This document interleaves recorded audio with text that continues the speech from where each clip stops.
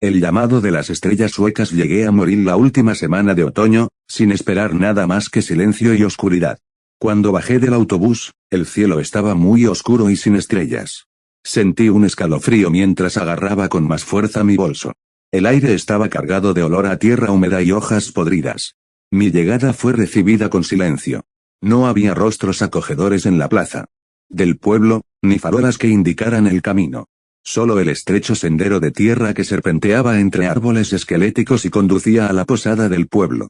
Había venido a Moril para estudiar una peculiaridad del cielo nocturno que solo aparecía en esa parte del campo, un sutil cambio de estrellas que había desconcertado a los astrónomos durante décadas. Un cartel pintado de forma tosca colgaba sobre la puerta de la posada, de Hollow Earth Inn. Cuando abrí la puerta, una ráfaga de aire viciado y lleno de humo me dio la bienvenida.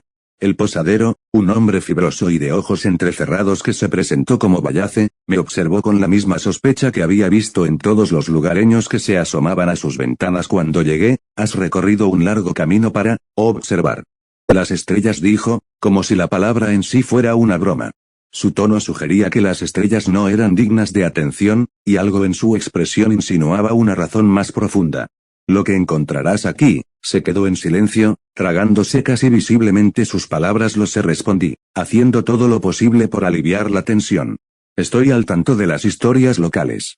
He venido preparado.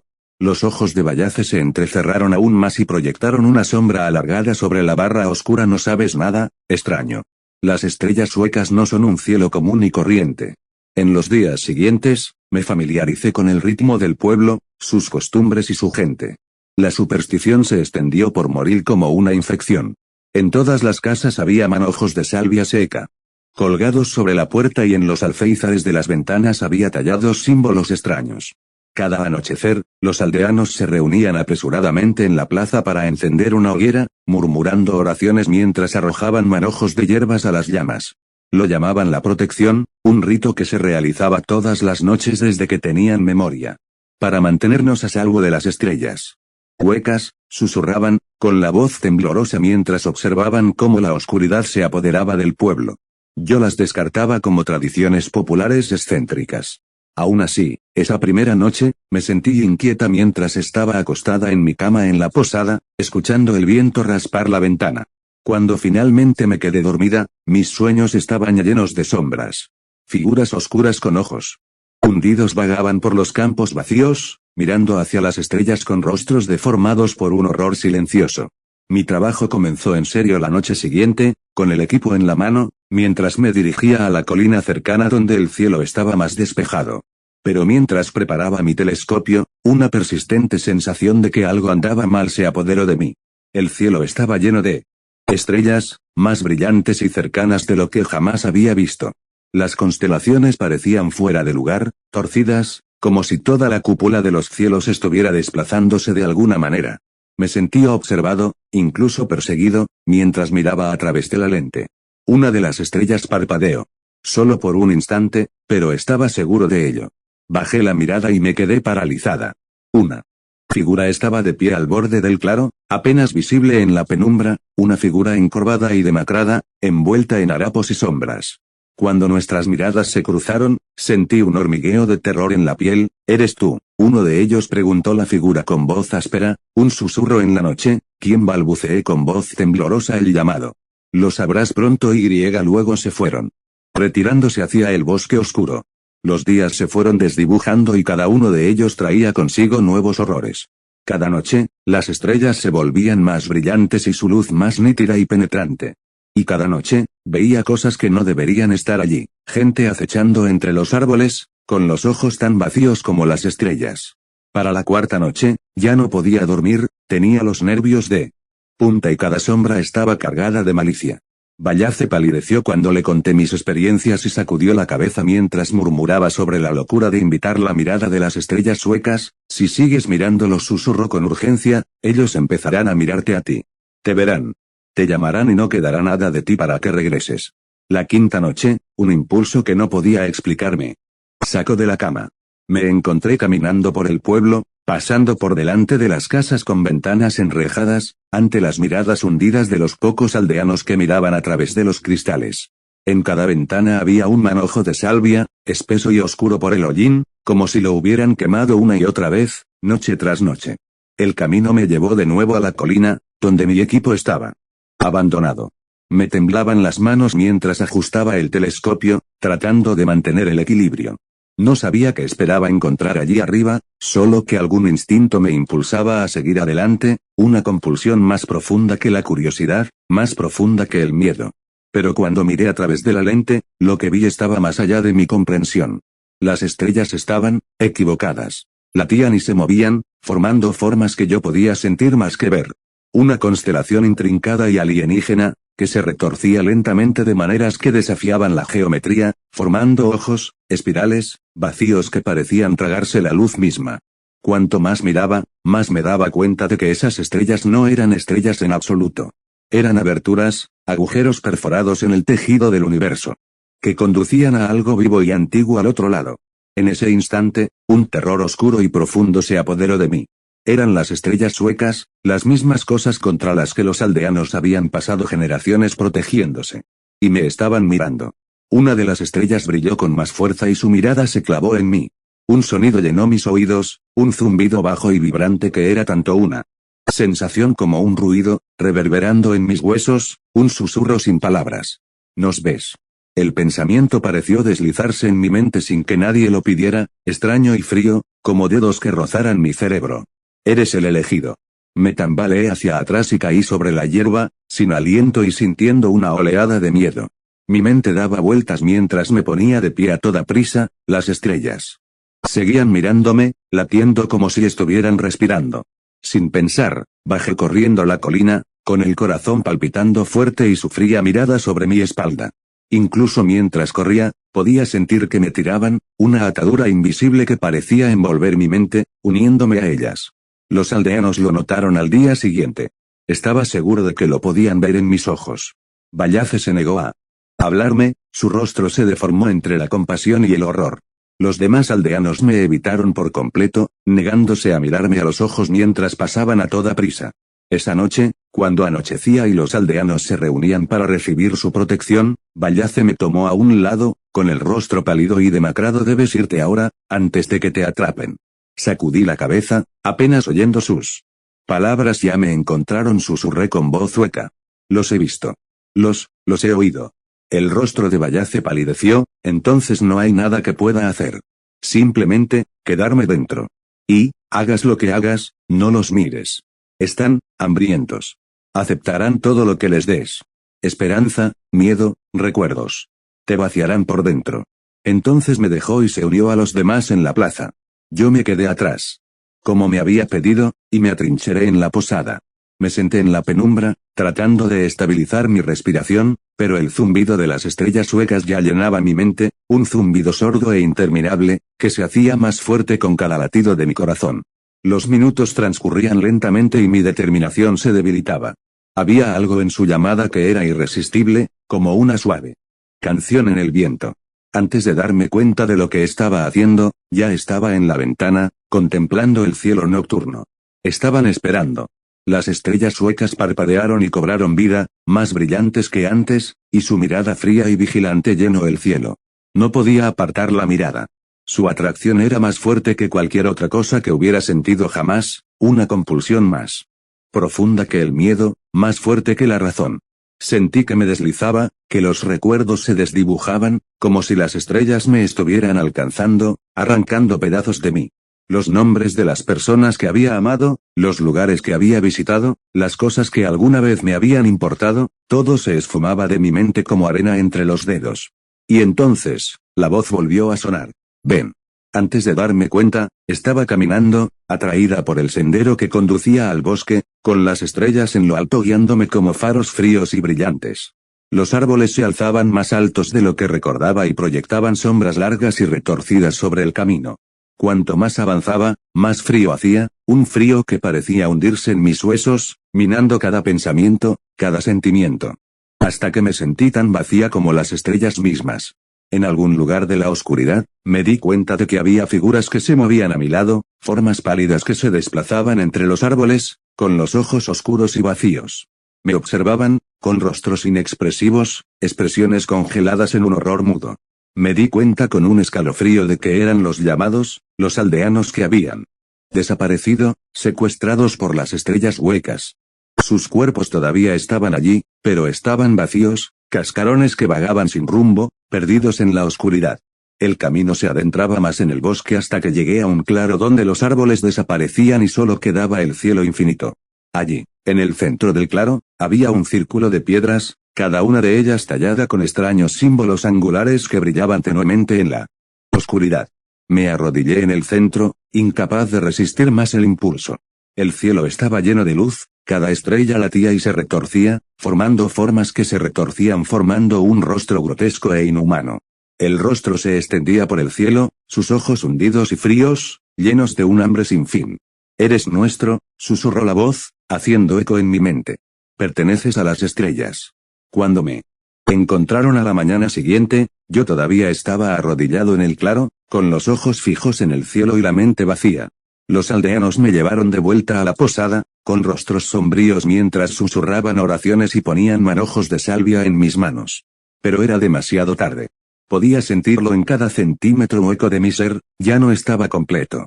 Las estrellas suecas se habían llevado una parte de mí, la habían devorado, dejándome tan vacío como los que se habían ido antes. Desde entonces, cada noche he sentido su llamada, un susurro silencioso que llena la oscuridad. Intento resistirme, pero sé que es solo cuestión de tiempo. A veces veo a los demás, vagando por el pueblo, con el rostro inexpresivo y los ojos tan vacíos como las estrellas. Pronto me uniré a ellos. Perdido para siempre en la fría e interminable noche. Y las estrellas suecas seguirán mirando, esperando, hambrientas como siempre. Historia 2. Nunca creí en las historias cuando era pequeña. Mi abuela siempre me contaba que las mujeres de nuestra familia estaban plagadas por un demonio horrible. Un demonio furioso. Nos dijo que una vez que la mujer a la que estaba adherido moría, pasaba a la siguiente mujer de la siguiente generación. Le pregunté por qué el demonio estaba tan enojado. Mi abuela no lo sabía, su mejor suposición era que una antepasada femenina debía haberse comunicado con el demonio de alguna manera. Tal vez hizo un trato para intercambiar el tormento de sus descendientes por riqueza, belleza o poder. O tal vez el demonio fue traicionado por la mujer y buscó venganza.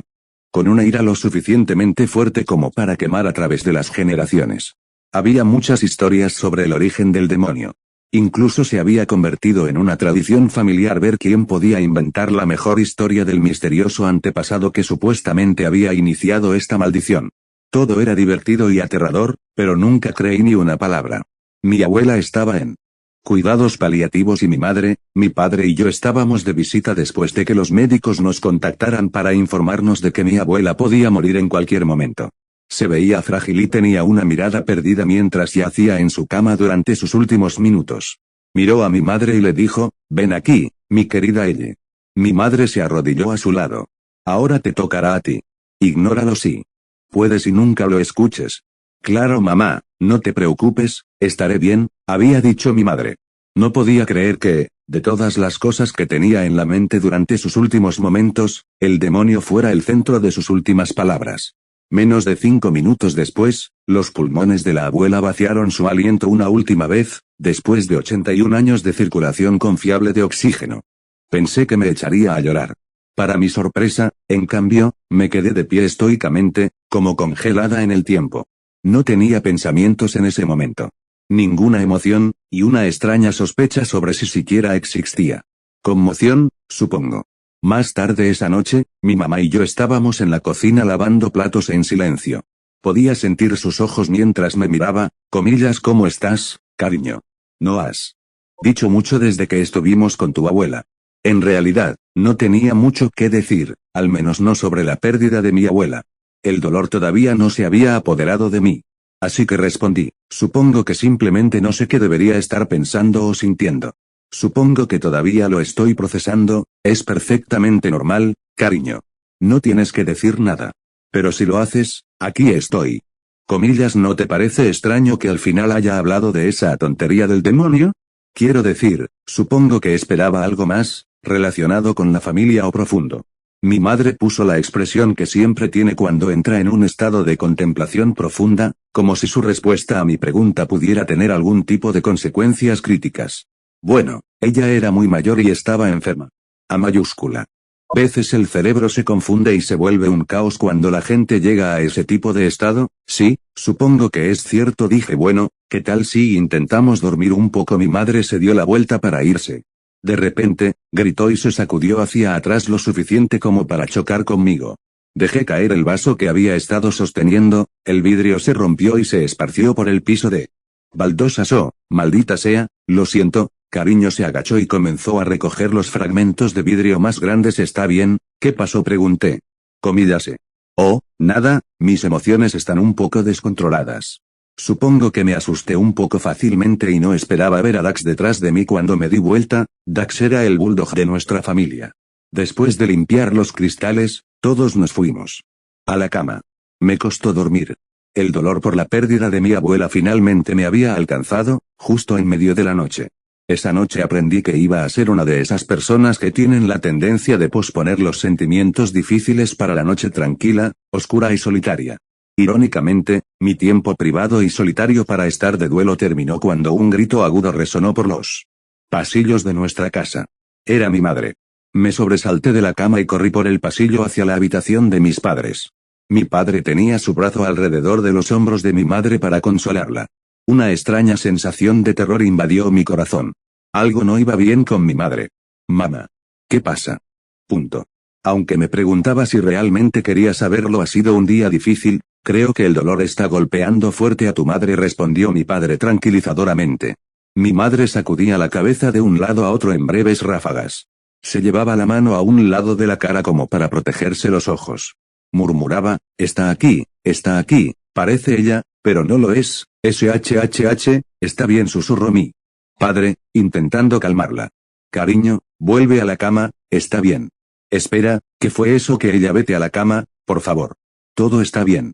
Déjame cuidar de tu mamá ahora mismo, ¿de acuerdo? Claro, está bien, lo que sea. Regresé a mi habitación de mala gana. Sabía que el dolor podía manifestarse de muchas maneras diferentes e inesperadas, pero también conocía a mi madre y no podía quitarme de la cabeza la sensación de que algo más que el dolor le estaba sucediendo. Sin embargo, nunca me hubiera imaginado que la conversación que tuve con mi madre en la cocina sería la última que tendría antes de que entrara en una psicosis total y completa. Después de perder a mi abuela, y después de la crisis nerviosa de mi madre, viví mis días casi en un estado de apatía total. Después de un mes más o menos, empecé a apreciar el estar en ese estado emocional de no emoción. Claro, los colores de la tierra parecían un poco más apagados, pero todas las presiones de las cosas que antes parecían tan importantes ahora apenas entraban en mi radar. Habían pasado 7 meses desde que el estado mental de mi madre se había agravado hasta el punto en que mi padre no tuvo más remedio que buscar la ayuda de profesionales de la psicología. Esto requirió que mi madre fuera internada en una institución. Peleé con mi padre por esta decisión. No creía que una institución fuera el mejor lugar para ella. Mi padre había dejado de discutir y tomó la decisión de enviarla a un centro de detención. Desde entonces no hemos hablado. Fui a visitar a mi madre al hospital psiquiátrico un miércoles por la tarde. Cuando hacía frío. La asistente que me encontré en la recepción me hizo seguirla hasta lo que parecía ser una zona de cafetería, a juzgar por las mesas que se extendían a ambos lados de la sala. Mi madre estaba sentada en una de esas mesas. Cuando me uní a ella, tuve que luchar contra las ganas de llorar. No quería que mi madre me viera angustiada mientras ella necesitaba concentrarse en su propia curación. Hola, mamá, ¿cómo te sientes?, pregunté. Tenía los ojos un poco enrojecidos y el pelo alborotado y encrespado. Se quedó mirando fijamente la mesa sin expresión alguna. ¿No vas a decir nada hoy? Mi madre permaneció en silencio.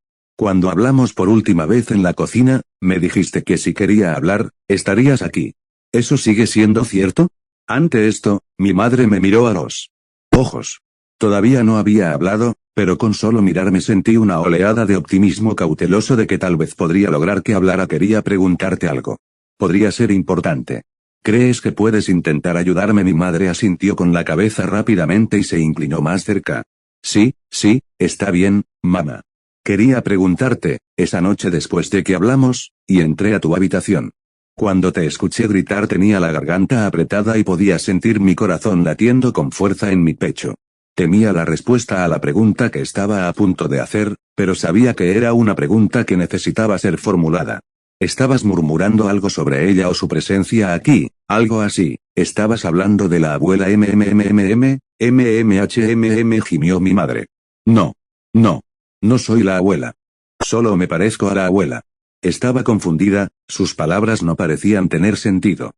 Comillas, ¿qué quieres decir? ¿Viste o no a la abuela? Por favor, mamá, sé que es difícil, pero inténtalo. De repente, mi madre respiró hondo y se enderezó en su asiento. Le gusta parecer familia. No quería aceptar lo que sospechaba que mi madre decía, no entiendo. Mi madre sonrió de oreja a oreja, de forma extraña. Lo harás, pronto. Ese fue el final de nuestra conversación. Aunque no me enteraría hasta más tarde, mi madre se quitaría la vida esa noche. Había roto un vaso y antes de que los celadores pudieran responder, utilizó uno de los trozos para cortarse la garganta. Esta noticia no me llegaría hasta la mañana del día siguiente. También me enteraría de otra información inquietante. En la época en que mi madre falleció en el hospital psiquiátrico, yo estaba en mi habitación, sentada en mi escritorio y escribiendo en mi diario. Eran alrededor de las 2 de la mañana. La casa era vieja y tenía pisos de madera. Escuché el crujido repentino de las tablas del piso al final del pasillo desde mi habitación, donde estaban las escaleras que conducían al vestíbulo. Mi padre había estado fuera los últimos días por negocios. No esperaba que estuviera en casa hasta dentro de un día, pero pensé que tal vez había regresado antes de lo previsto. Entonces, grité, comillas, papá, ¿estás en casa? No hubo respuesta. Me quedé sentada mirando la puerta abierta por un momento. Sentí un escalofrío y el familiar latido de mi corazón mientras el miedo comenzaba a apoderarse de mí. Nunca me importó estar sola en casa antes, pero algo dentro de mí percibía que ahora la casa estaba a oscuras. Deseé que mi papá o mi mamá o un amigo, cualquiera, estuviera allí conmigo. Otro crujido más fuerte del suelo resonó desde el pasillo. Comillas, oye, esto no tiene gracia, papá. Ese fue el último momento en el que tuve la esperanza de que mi padre entrara a mi habitación riéndose de su pequeño susto. Esa esperanza murió cuando la vi. Primero, un pie estirado, que sobresalía del marco de la puerta. Era pálido y estaba sucio. De repente, aterrizó en el suelo con un paso torcido. La otra pierna se movió rápidamente y con ella el resto de lo que había estado haciendo esos crujidos en las tablas del suelo. Me sentí paralizada. Nunca había imaginado que el miedo pudiera consumirme con tanta fuerza. Mi boca no escuchó mis órdenes de gritar. Mi corazón no escuchó mis órdenes de ir más despacio. Ni mis piernas, brazos ni ningún otro músculo de mi cuerpo escucharon lo que quería mi mente. Mis ojos se quedaron clavados en el horror al ver a mi madre en la puerta de mi habitación. Solo yo sabía que no era realmente mi madre. Estaba de pie como ella, pero no caminaba con naturalidad. Se tambaleaba de forma inquietante, como si estuviera aprendiendo a caminar. Un brazo parecía estar torcido hacia atrás. Lo más inquietante era su cuello, que estaba roto horizontalmente. Tanto que el hueso sobresalía de la piel y su cabeza, con el rostro de mi madre, me miraba de reojo. Con la mandíbula abierta lo suficiente como para que no estuviera unida por las bisagras. Tenía cuencas negras vacías donde deberían haber estado sus ojos. Sin embargo, sentí su mirada atravesándome los huesos. Mi alma nunca había estado tan cerca de la presencia del mal real. Entonces habló con una voz inhumana, que parecía hablar desde dentro de mi propia cabeza en lugar de desde donde estaba en mi puerta. Comillas, ahora seremos solo tú y yo. Historia 3. El testigo. Me gustaría poder contarles exactamente dónde empezó todo esto, pero lo que les voy a contar ahora es solo mi mejor recuerdo de cómo empezó. Ya no sé qué es real. Tomen lo que diga a continuación con un poco de cautela. El único contexto que realmente se necesita aquí es que soy taquígrafo judicial. Voy a procedimientos judiciales civiles, juicios penales, interrogatorios en bufetes de abogados, lo que sea. Y escribo todo lo que se dice en mi confiable taquimecanógrafo. Mi primer recuerdo de esta persona o cosa es de hace unos 2 años. La primera vez que recuerdo haber visto a la mujer, estaba en un interrogatorio por un accidente de tráfico menor. Estos procedimientos siempre eran bastante aburridos, aunque a veces podían ser muy entretenidos según quien estuviera implicado. Este interrogatorio en particular se realizó a una testigo llamada Gillian Segal. Utilizaré el nombre real que siempre me dieron porque, francamente, buena suerte si quieres encontrar algo sobre la existencia de esta mujer en particular. Créeme, lo he intentado. Había algo en Gillian que era, bueno, algo Supongo que se podría decir raro, pero ni siquiera puedo describirlo en ese sentido. No había nada inusual en su apariencia ni en su forma de hablar. Gillian era una mujer muy modesta y se parecía a casi cualquier persona que verías caminando por la calle en un día normal. Lo único que me pareció extraño fue lo difícil que me resultó escribir sus palabras. Cuando estoy en un procedimiento, como ya estoy tan acostumbrado a escribir en mi máquina, normalmente me quedo mirando una pared. Pero aunque su forma de hablar era completamente normal y a una velocidad normal, yo no podía escribir sus palabras correctamente. Solo podía escribir sus palabras de manera efectiva si la miraba directamente, e incluso entonces era difícil. Cuando estoy en un bufete de abogados, normalmente estoy un poco apartado en algún lugar. Por eso me resultó particularmente inquietante cuando tuve que levantar la vista hacia ella para escribir lo que estaba diciendo, y ella me estaba mirando directamente a los ojos, sin pestañear. Lo que más me asustó de todo esto fue que su voz transmitía la emoción adecuada, mientras que su rostro y sus ojos no. Ella continuó hablando con los abogados normalmente mientras me miraba directamente con una expresión completamente vacía. Miré nerviosamente a los abogados, pero ellos no parecieron notar que ella estaba haciendo esto. Me volví hacia ella y ya no me estaba mirando. No sabía qué más hacer excepto encogerme de hombros, pero dejé ese interrogatorio muy inquieto. Esto habría estado bien si se tratara de una situación única. Pero unos días después me citaron para una investigación preliminar sobre un posible juicio por tráfico de drogas, esta vez en el tribunal.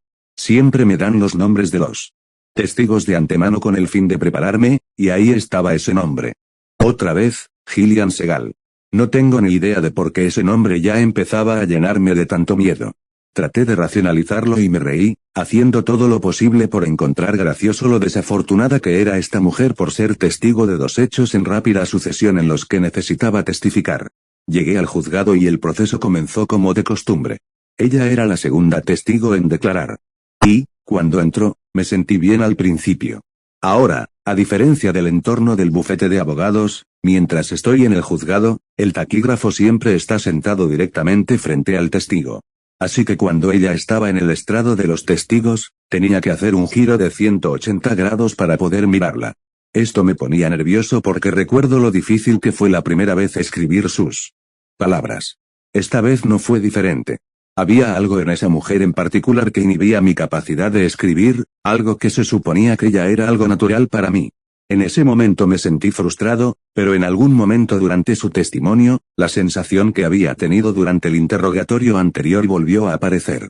Había algo dentro de mí que me decía que si me daba la vuelta, ella me estaría mirando directamente de nuevo. Todo mi cuerpo se llenó de sudor frío.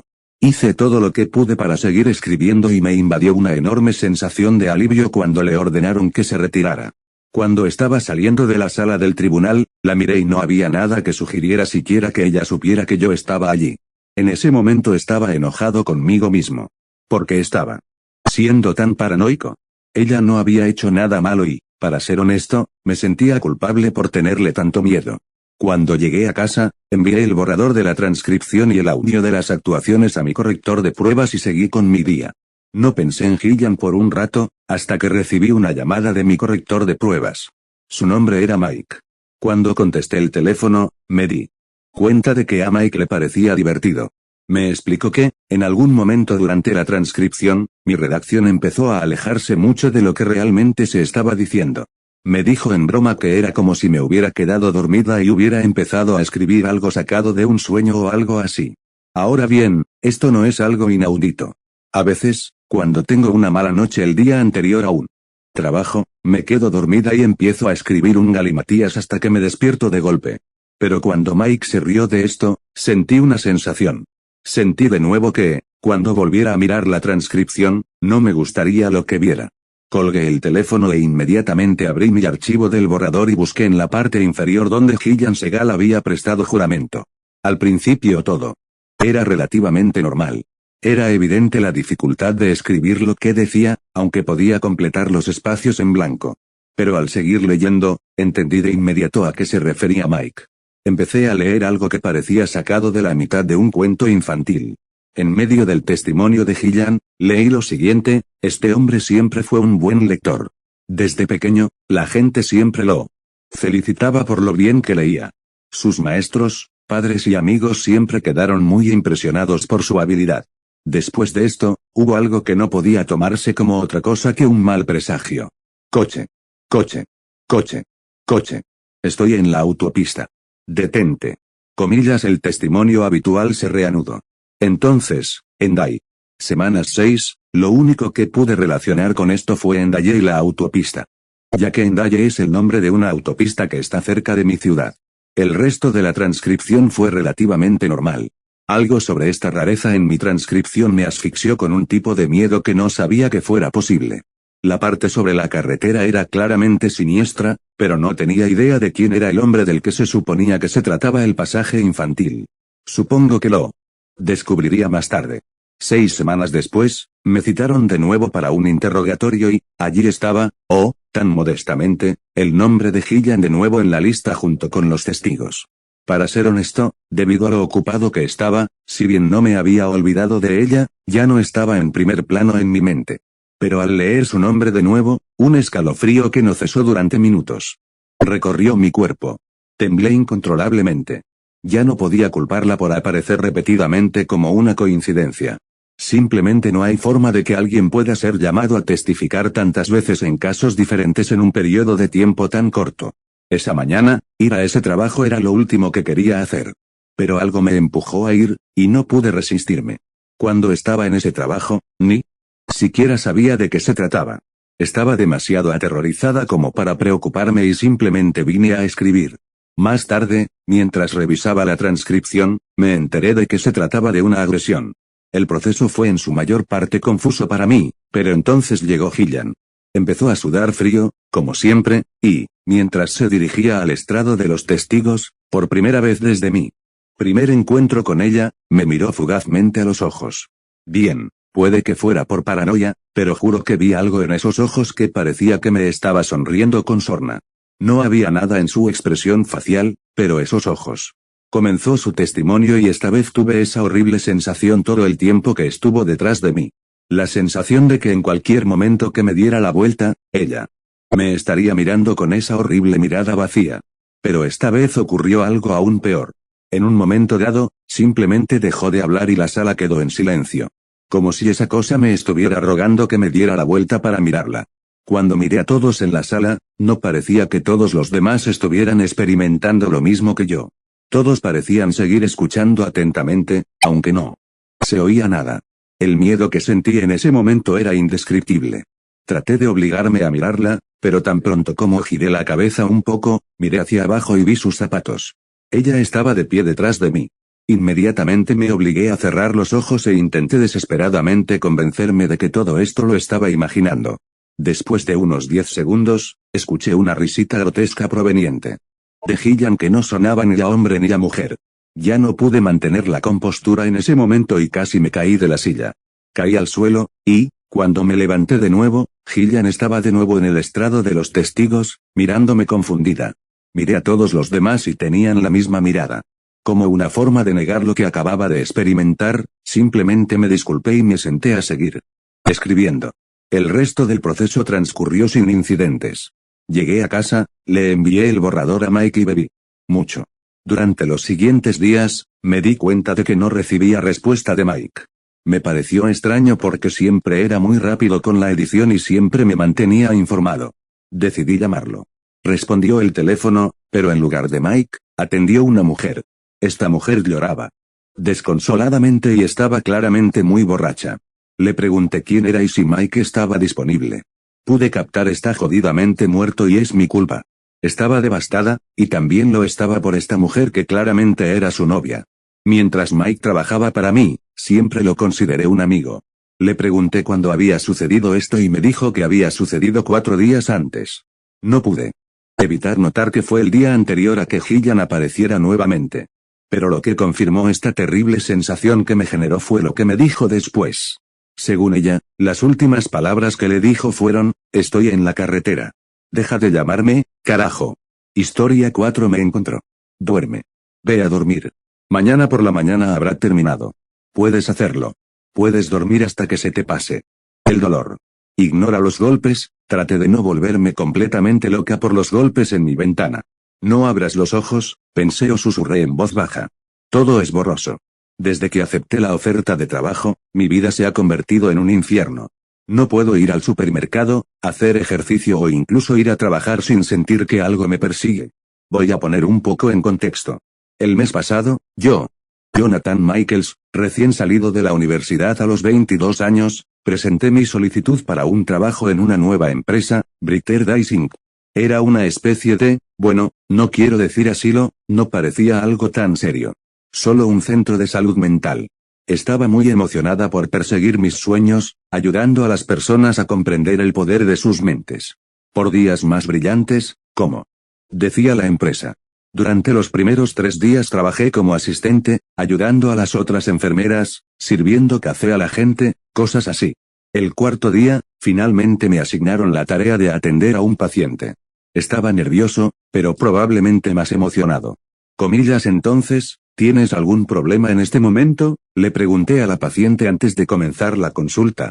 Yo trabajaba como psicóloga, tenía mi propio consultorio y todo. Ella mantuvo un aura bastante amigable, antes de comenzar a hablar. No, es más bien, que tengo un problema comillas, respondió el paciente. Me intrigó, pero no me asustó demasiado. No estudié durante 4 años para darme por vencido. Comillas, ¿cuál es exactamente el problema?, pregunté a continuación.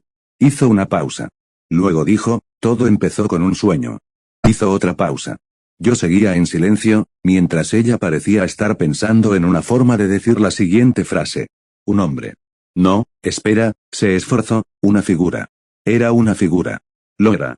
No, tal vez no, se retractó de cada explicación que intentó dar, mientras mi curiosidad aumentaba. Una entidad dijo, esta vez con voz segura. Era una entidad. Una figura negra que parecía una sombra. Tenía la espalda encorvada, ojos blancos brillantes y brazos y piernas como los de un dinosaurio, con garras y todo. Era como una especie de sombra, un T-Rex demoníaco y retorcido, y un hombre inquietantemente alto. Me detuve, quizá un poco nervioso esta vez, pero no me eché atrás. Bueno. ¿Y qué hizo?, pregunté. Me miró fijamente. Esa mirada, me persigue en mis sueños. En la vida. Está en todas partes. Gritó en voz baja. Cada vez que aumentaba mi nerviosismo, mi curiosidad se duplicaba. Comillas, me miró fijamente, pregunté. Comillas, cuando empezó a mirarme fijamente. ¿Por qué empezó a mirarme fijamente? Hizo algo más. Tenía 1.000.000 de preguntas más, pero me mordí la lengua para escucharla. A veces me acechaba y me seguía a donde quiera que iba. Parecía que se hacía más grande cuanto más miedo le tenía. Este es el único lugar en el que me he sentido segura. Tomé una buena decisión al venir aquí, dijo. Empezó a mirar a mi alrededor cuando murió mi marido. Desapareció y lo encontraron ahogado en un lago una semana después. Siempre gritando que mataría a alguien, añadió, y no sé por qué la entidad empezó a perseguirme. Me detuve un momento, tratando de ordenar mis pensamientos. Está bien. ¿Cuándo fue la última vez que viste a esta entidad?, pregunté. Me persiguió hasta aquí, pero nunca lo volví a ver desde que llegué.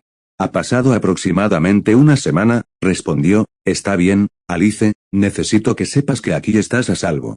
Que él no te hará daño, de acuerdo, dije. Lo sé, dijo de manera extraña. Siempre me pregunté qué significaba. Para alguien que había tenido tanto miedo de hablar de ello, lo sé, parecía una respuesta extraña. El resto de los días, habló de lo mucho que extrañaba a sus hijos, a su madre y a su marido.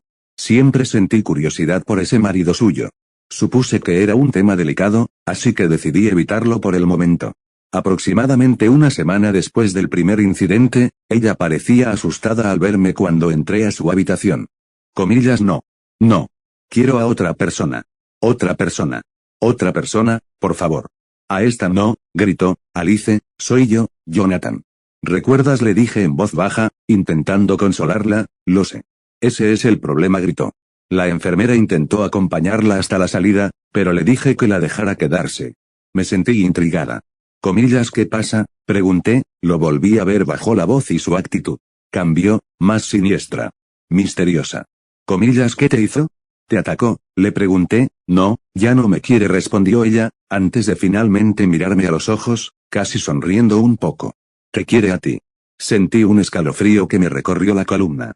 Comillas, a mí. ¿Por qué me quiere?, pregunté, intentando mantener la calma y la compostura. Ella se echó a reír como una loca. Me asusté por primera vez desde que empecé a trabajar aquí. Luego se levantó y se fue. Me costó mucho dormir esa noche. Seguía escuchando susurros, supuse que era el viento. Y entonces oí una voz femenina susurrar, ¿ella te lo dijo? No. Di un respingo y salté de la cama, con los ojos todavía doloridos por el reuma que se me había formado. Con el dolor de ojos, pensé que había visto una figura en la esquina de mi habitación. Con la cabeza asomando por el costado de la cómoda. Pero cuando abrí los ojos después de frotarme para sacarme las legañas, ya no estaban. Entonces empezó todo. Con un sueño, según contó la mujer. En los días siguientes, sentí que me seguían a todas partes. A Alice le dieron el alta en 2 semanas y no la volví a ver durante un tiempo. Sin embargo, al hombre lo veía con frecuencia, ya fuera con el rabillo del ojo o en mis sueños. Era tal como ella lo había descrito, una figura oscura y distorsionada que simplemente me miraba. Hubiera preferido que me atacara en lugar de quedarse mirándome. Esa mirada me atravesó el alma. Era como si todos los miedos que había tenido se hubieran transformado en realidad en la forma de esta figura y me miraran con la intensidad y la pasión de 1.000.000 de gigantes rojas. Después de eso, me tomé un descanso de mi trabajo. Era demasiado para mí. Hasta que me encontró. Hace 3 noches fue la primera vez que lo vi por completo, de pie frente a mi cama, después de despertarme en medio de la noche. Solo que esta vez, no desapareció. Continuó mirándome, y es como si la figura se hiciera cada vez más grande cuanto más tiempo permanecía allí. No podía hablarle ni formar oraciones o palabras. Solo me quedé mirando, y ella también lo hizo.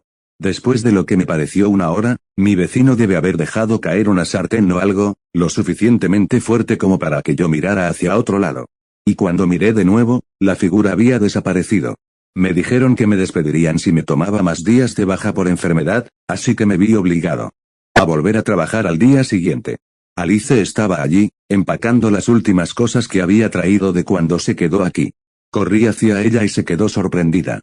Tenía bolsas bajo los ojos, ropa desaliñada y arrugada y el cabello desordenado. Le pregunté, comillas, por favor, ayúdame. Por favor. ¿Por qué me está siguiendo esta vez? Las lágrimas comenzaron a brotar de mis ojos. Me abrazó y me miró a los ojos. También se le llenaron los ojos de lágrimas. Lo siento. Tuve que dárselo a alguien. Como mi marido me lo hizo a mí, dijo mientras se secaba las lágrimas de los ojos y ocultaba una sonrisa sombría en sus labios. Historia 5. Si alguna vez escuchas el suelo crujir por la noche o ves algo con el rabillo del ojo, simplemente ignóralo. Por fin, seguido de un enorme suspiro de alivio, es lo que pensé después de dejar la caja de cartón marcada mis cosas en la sala de estar de mi nuevo hogar. El alivio no fue de agotamiento físico, ya que la casa venía amueblada, sino más bien de alivio mental. Aparte de la tediosa búsqueda en el mercado de una que se ajustara a mi salario de miseria, finalmente pude decir que me iba de ese maldito apartamento. Ahora, puede que pienses que eso es un poco desagradecido y exagerado, especialmente para aquellos que han vivido o viven en un apartamento de mierda, pero créeme cuando te digo que el mío era exactamente eso, de mierda. Desde el sistema de calefacción de basura hasta el moho repulsivo que crecía en cada esquina, me sorprende que incluso se permitiera legalmente alquilarlo, pero, de nuevo, el barrio tampoco era tan bueno. Era del tipo que requería que todas las ventanas estuvieran enrejadas y todas las calles vigiladas después del anochecer. Sin embargo, si soy brutalmente honesto, todas esas cosas eran solo pequeñas quejas que alimentaban la verdadera razón por la que ya no podía vivir allí. Para mí, todo el lugar parecía una jaula, y no por las ventanas enrejadas o por mi necesidad de instalar 4 cerraduras en la puerta, sino porque era un recordatorio de que me quedaría atrapado allí para siempre sin ninguna indicación de un futuro mejor. Así que comencé a ahorrar algo de dinero. Dejé de gastar inútilmente, conseguí un mejor trabajo, 2 trabajos en realidad. Por mucho que odiara el lugar, debo decir que fue una gran motivación. De todos modos, mientras ahorraba para mudarme, me encontré con un volante desprendible mientras hacía mi carrera matutina hacia el parque. Decía casa en venta en letras rojas en negrita y mostraba imágenes impresas de la casa. 2 pisos, 3 dormitorios, 2 baños. Estaba a 10 millas al norte de donde vivía en una ciudad que, se podría decir, carecía del tipo de emoción que encontrarías aquí. Debajo estaba el precio, $140. Esto inmediatamente me hizo cuestionar la responsabilidad del volante, pero luego, como si estuviera colocado para disipar toda duda. Todas las etiquetas del volante, excepto una, volaron sueltas con el viento. Lo miré fijamente durante un rato y finalmente arranqué todo de la piscina de madera y lo metí en mi bolsillo. Una llamada telefónica después y un montón de papeleo y ahí estaba yo, en mi propia casa y finalmente libre de esa jaula. No era gran cosa, pero teniendo en cuenta que he estado viviendo en la excusa más triste de apartamento durante más de 6 años, era básicamente una mansión. Una vieja mansión, claro está. Parecía que todo había sido sacado directamente de la época victoriana. Había un intrincado diseño floral a juego en las paredes, alfombras y cortinas de toda la casa.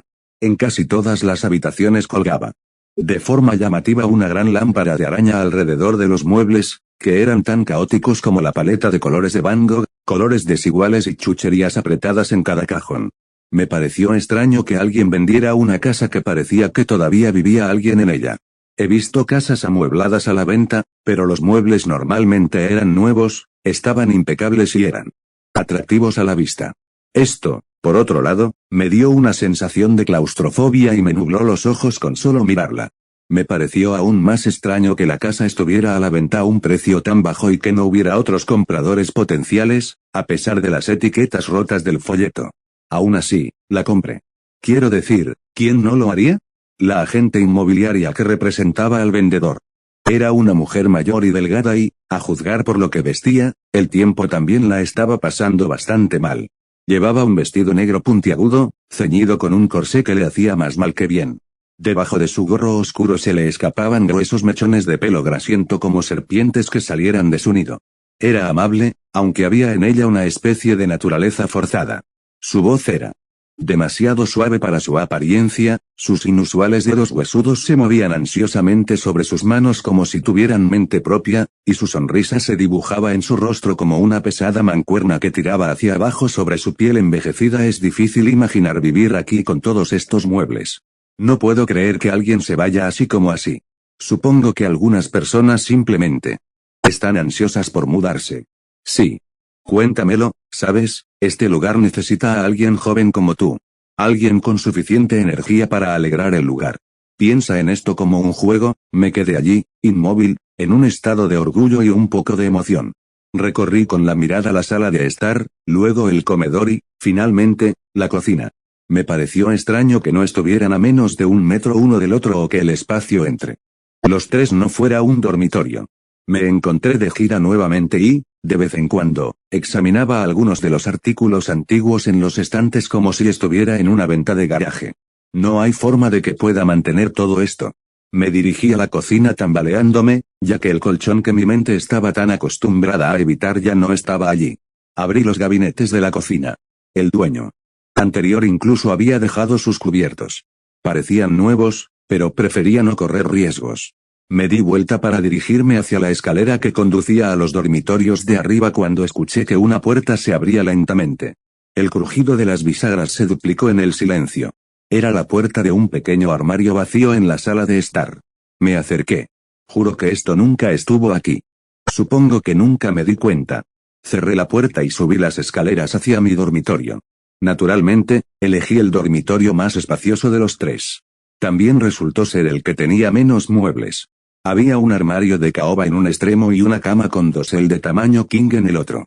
Al lado, una mesita de noche acompañada de una lámpara de noche que parecía como si las arañas hubieran tejido su pantalla. También había un gran armario empotrado con puertas corredizas. Abrí la puerta del armario, medio esperando que estuviera lleno de ropa y zapatos, pero estaba vacío. Supongo que el propietario no fue lo suficientemente amable como para dejar su ropa atrás. En ese momento, sentí una brisa fría rozando mi cuello. Me giré, pasándome la mano por el cuello. No hay ventanas, no recuerdo. ¿Qué me llevó a mirar hacia el techo? Pero lo hice. Noté un contorno tenue de una puerta de ático sobre mí. El techo era lo suficientemente alto como para que ninguna persona normal pudiera alcanzarlo sin algún tipo de elevación y tampoco había ningún cordón para bajar una escalera. La vendedora nunca mencionó un ático. Tal vez pertenecía a un ático sellado hace mucho tiempo. Pero ¿por qué dejarla entrada marcada? O tal vez había un ático y también estaba lleno de basura incluso más antigua que la que había aquí abajo. De cualquier manera, ahora era mío y tenía la curiosidad suficiente para investigar. Lo miré fijamente durante un rato porque recuerdo el dolor punzante en mi cuello cuando miré hacia abajo en busca de alguna forma posible de llegar a él. Entonces sonó la llamada telefónica. El timbre fuerte de un teléfono recorrió la casa. Instintivamente miré hacia abajo, a mi teléfono, pero no había ninguna llamada entrante. En ese momento, mis oídos se concentraron en el sonido. Procedía de la sala de estar, en la planta baja. Mientras bajaba, noté que tenía ese viejo sonido agudo de timbre de los teléfonos antiguos. El teléfono de disco negro estaba escondido entre las muchas reliquias de la sala de estar. Lo dejé sonar un rato más, dudando en responder, sabiendo de alguna manera que la llamada sería inquietante. Finalmente, respondí. Hola, un sonido estático prolongado me hizo apartarme del teléfono. Volví a llamar. No hubo respuesta. Solo ruido estático. Luego, una voz tenue, ronca y distante que luchaba por abrirse paso entre el ruido, habló. No mires a tu alrededor, comillas ¿qué? ¿Quiénes no mires a tu alrededor, no juegues el juego, simplemente ignóralo. Antes de que pudiera dar otra respuesta desconcertada, la estática emitió un sonido fuerte que me escoció los oídos hasta el fondo. Dejé caer el teléfono con dolor y cerré los ojos con tanta fuerza que vi blanco. En un ataque de ira, saqué todo el aparato de donde estaba y lo arrojé contra la pared. Se hizo añicos. ¿Qué carajo fue eso? ¿Una llamada de broma? Sí. Y quizás el maldito trasto era demasiado viejo para atender otra llamada. Sí, eso es todo. Esa noche, después de quitar las sábanas que venían con la cama y poner las mías, me quedé allí a oscuras, buscando dormir. Uno pensaría que en mi primera noche en mi nuevo hogar dormiría en silencio con una sensación de plenitud y satisfacción, pero ese no fue el caso. Cada vez que cerraba los ojos oía el crujido del suelo de abajo. Después de un rato, el crujido venía acompañado de sutiles patadas en las paredes, como si alguien estuviera corriendo o jugando abajo. Todo aquello me trajo de vuelta esos frustrantes recuerdos de mis vecinos de arriba viviendo sus vidas en la noche como algunos animales nocturnos. Mi mente inquieta repitió las advertencias que me habían dado por teléfono. Simplemente ignóralo. No juegues el juego. ¿Era una broma de mal gusto que alguien me estaba gastando? Qué coincidencia que, tan pronto como recibí una llamada diciéndome que lo ignorara, todo el piso de repente se convirtió en un puente desvencijado que se movía con el viento. Tal vez estaba pensando demasiado. La llamada telefónica me puso en alerta máxima. Leí en alguna parte antes que el crujido que se escucha en la noche es solo la estructura de madera de tu casa contrayéndose y expandiéndose. Seguí diciéndome eso y me desmayé momentos después. A la mañana siguiente me di cuenta rápidamente de que el piso en mal estado era permanente. Dondequiera que pisaba, el piso crujía a pesar de que nunca lo había hecho el día anterior o las veces que estuve en la casa con la vendedora. También comencé a notar otros cambios o quejas que no había notado antes. Los diseños florales en las paredes, alfombras y cortinas estaban descoloridos como si alguien hubiera puesto un velo de polvo permanente sobre ellos. La vajilla de plata, junto con la mayoría de los artículos antiguos, parecían más viejos, manchas de suciedad y millones de pequeñas imperfecciones por todas partes. Incluso encontré algunos de los artículos oxidados. Los muebles parecían desgastados y sucios, lo que me dio una ligera sensación de disgusto. La casa en sí tenía un aroma ahumado que me recordaba a libros viejos. Mentiría si dijera que no me entró el arrepentimiento en ese momento o que mi entusiasmo podría haber cegado mis sentidos, pero aún así era mucho mejor que mi apartamento. En los días siguientes, me concentré en limpiar la casa de todos esos objetos antiguos. Después de la llamada telefónica, los objetos empezaron a irritarme. Parecían vivos, como si cada uno tuviera los ojos permanentemente abiertos. A pesar de mis esfuerzos por quitarlos y empujarlos a uno de los dormitorios, seguía teniendo la sensación de que alguien me estaba observando. Me daba la vuelta, pero de nuevo no había nada allí. Una vez estuve tan seguro de que algo me estaba observando desde atrás que doblé una esquina fingiendo que no lo sabía, luego, como un niño pequeño que espera ansiosamente asustar a alguien, asomé la cabeza desde la esquina esperando ver qué o quién salía. Por supuesto, nunca salió nada. Parecía tan estúpido. Y supe entonces que me estaba volviendo paranoico. Las patadas y los crujidos continuaban todas las noches, algo a lo que no me estaba acostumbrando. Compré tapones para los oídos e incluso intenté dormir en habitaciones diferentes para ver si eso cambiaba algo. No fue así.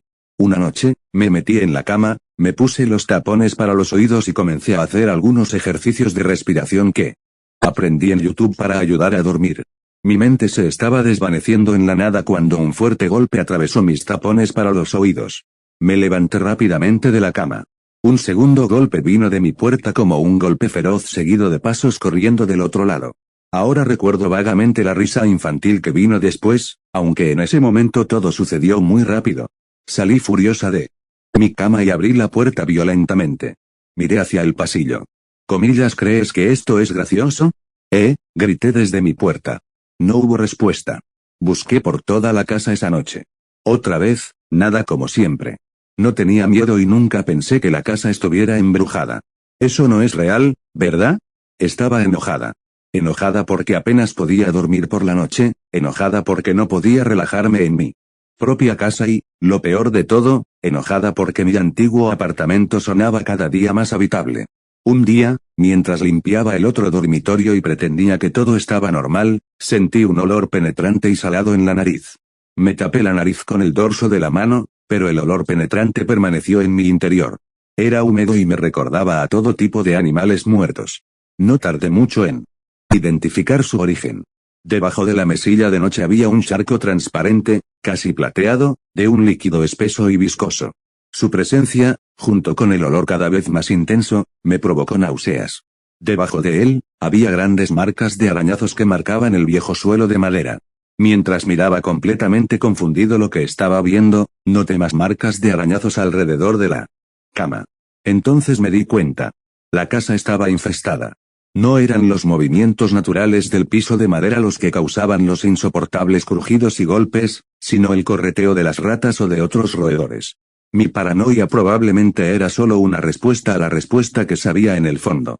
Pensar que esos cabrones me hicieron cuestionar si la casa estaba embrujada habría sido ridículo si no fuera por la repentina ira y el odio que hervían en mi interior. Estaba decidido a encontrarlos y matarlos. Busqué en la casa lentamente y con cautela. Saber que podían estar en cualquier parte me puso los pelos de punta de asco. Mientras miraba detrás y alrededor de los muebles de la sala de estar, escuché uno cerca, detrás de mí. Me di vuelta, mis ojos se fijaron inmediatamente en el sofá. Está detrás de la almohada, me dirigí lentamente hacia él, eligiendo una lámpara como mi arma. En un instante moví la almohada y estaba a punto de atacar, pero no había nada allí. De repente, algo tiró algunas de las chucherías de uno de los cajones detrás de mí y salió corriendo de la sala de estar en un instante. No lo vi, pero escuché sus uñas raspando contra el piso. Después de un rato de búsqueda y después de que me tranquilicé, supe que no iba a atraparlo y, aunque lo hiciera, a juzgar por la cantidad de marcas de arañazos, no era solo uno. Necesitaba trampas. Fui a la tienda a comprar algunas y las coloqué por toda la casa. Ahora todo lo que tenía que hacer era esperar. Esa noche dormí más que nunca desde que me mudé. Apenas se oían crujidos ni golpes. Por la mañana, corrí escaleras abajo como lo haría un niño la mañana del día de Navidad, solo que no estaba entusiasmado por los grandes y coloridos regalos. Estaba emocionado por ver el final de mi pesadilla, atrapado y sin vida. La sonrisa de mi rostro desapareció tan rápido como me tomó bajar las escaleras. Las trampas estaban vacías.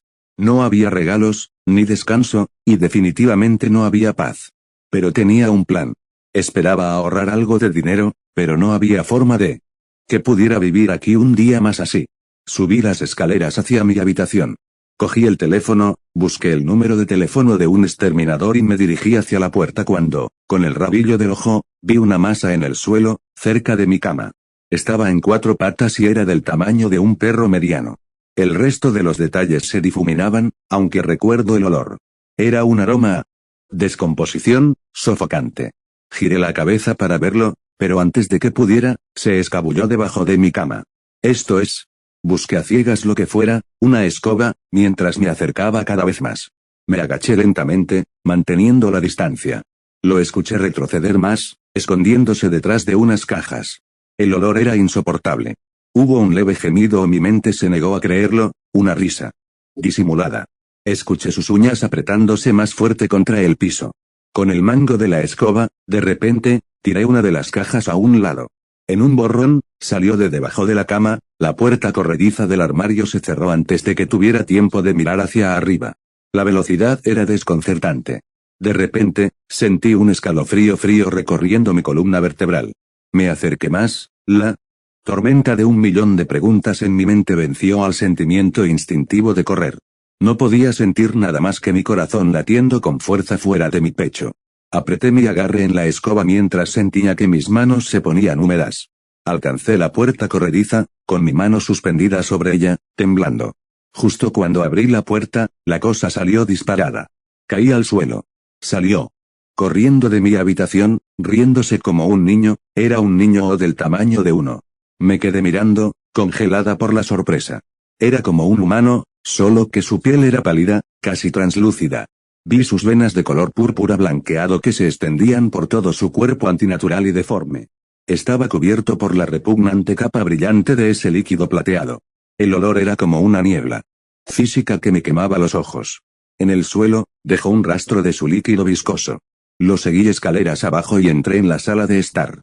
Allí estaba, en un rincón, de espaldas a mí. Tenía las manos levantadas hacia la cara y con voz infantil empezó a contar hacia atrás desde 10. Con cada número su voz se distorsionaba más y su espalda empezó a estirarse y a crecer como si algo intentara escaparse de debajo de su pálida piel. Se me hizo un nudo en el estómago cuando duplicó su tamaño. El tiempo se hizo más lento para mí.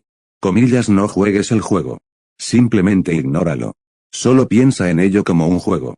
Todo este tiempo esta cosa vivía en mi casa o yo vivía en la suya y esa sensación de que algo me estaba observando, era esta criatura jugando a las escondidas conmigo.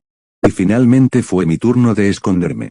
Antes de que pudiera terminar su enfermiza y distorsionada cuenta regresiva, encontré el poco coraje que me quedaba y corrí ciegamente escaleras arriba. La oí terminar y soltar una risa profunda y gárgara. Sentí que sus pisadas reverberaban y caían al suelo. Llegué a mi habitación y cerré la puerta, atrincherándola con el armario. Retrocedí hasta un rincón. Y lloré. He estado en mi habitación todo el día y todavía puedo oírlo buscando abajo. A veces aparece, su gran sombra pasa por debajo de la rendija de la puerta. Me quedo completamente inmóvil cuando pasa, emitiendo su respiración pesada y risas débiles, casi dolorosas. Solo pensar en